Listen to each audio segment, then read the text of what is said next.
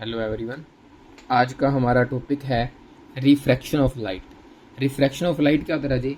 जब लाइट की एक बीम एक मीडियम से दूसरे मीडियम के अंदर ट्रांसफ़र होती है, जैसे when a beam of light travel from A transparent medium से जब एक मीडियम से दूसरे मीडियम के अंदर ट्रांसफ़र होती है, उस टाइम उसका कुछ पार्ट तो क्या हो जाता है, रिफ्लेक्ट हो जाता है, और कुछ पार्ट क्या हो जाता है, रिफ्रैक्ट हो जाता है।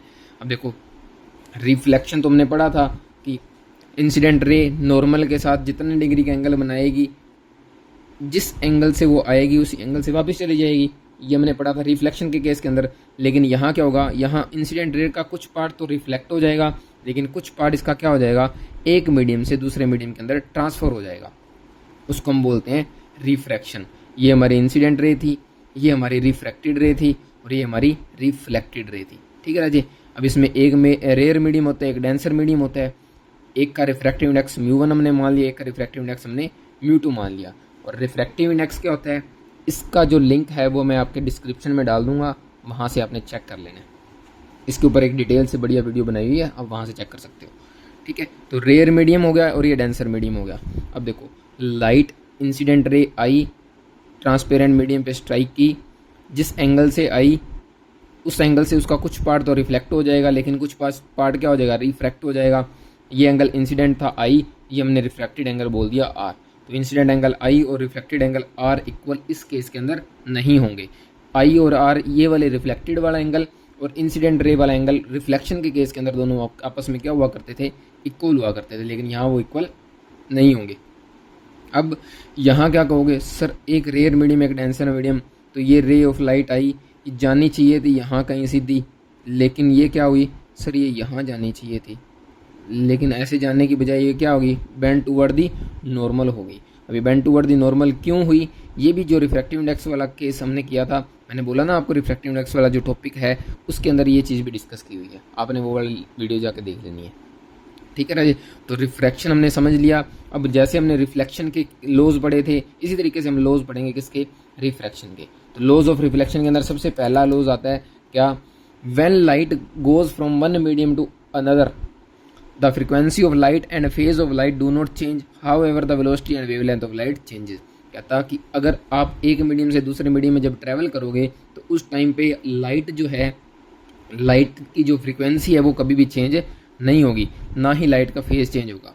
सिर्फ क्या चेंज होगा, या तो उसकी वेलोसिटी चेंज हो सकती है या फिर उसकी वेवलेंथ चेंज हो सकती है। इन दोनों के अलावा कुछ भी चेंज नहीं होगा। सिंपल सी बात है राजे, एक छोटा सा एग्जांपल लेते हैं। जैसे अब तुम वॉक कर रहे हो, ठीक है, एक तो अर्थ के सरफेस के ऊपर वॉक कर रहे हो, और एक तुम कहाँ कर रहे हो, पानी के अंदर, वाटर के अंदर ट्रैवल कर रहे हो। ठीक है, अब वाटर के अंदर चलोगे, अब तुम खुद बताओ कि पानी के अंदर चलना आसान है या अर्थ के सरफेस पे चलना आसान है।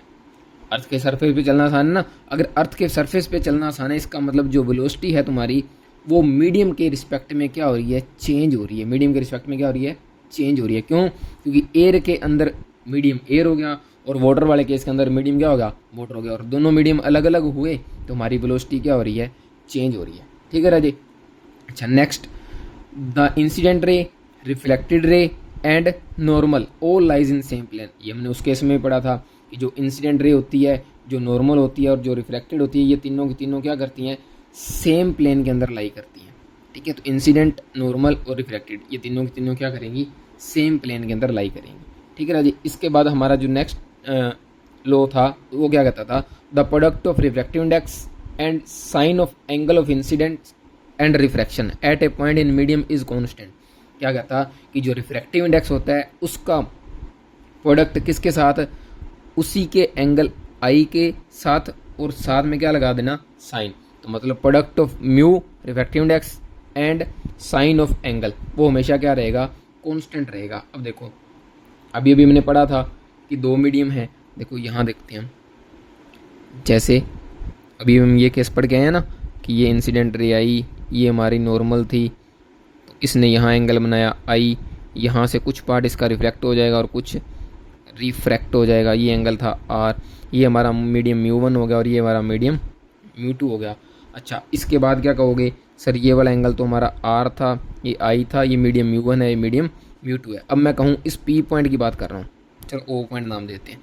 इस ओ पॉइंट के अंदर मैं लगाऊँ क्या, यही कि जो इन रिफ्रैक्टिव इंडेक्स है उसकी मल्टीप्लाई किसके साथ, एंगल ऑफ इंसिडेंस, और साथ में साइन लगा दो। तो यहाँ लगाओगे तो क्या लगेगा, μ1 इंटू में साइन आई, वो क्या रहेगा, कांस्टेंट रहेगा। μ इंटू साइन आई क्या रहेगा, कांस्टेंट रहेगा। और यहाँ लगाओगे नीचे वाले सरफेस के लिए, जो नीचे वाला मीडियम है वहाँ लगाओगे तो μ2 इंटू में ये एंगल आर है तो sine R, μ2 into sine R, वो भी क्या रहेगा, कांस्टेंट। अब इसमें देखो राइट साइड कांस्टेंट है तो ये लेफ्ट भी क्या रहेगी, सेम रहेगी। राइट सेम है, लेफ्ट भी सेम, हमने दोनों को इक्वल लिख दिया।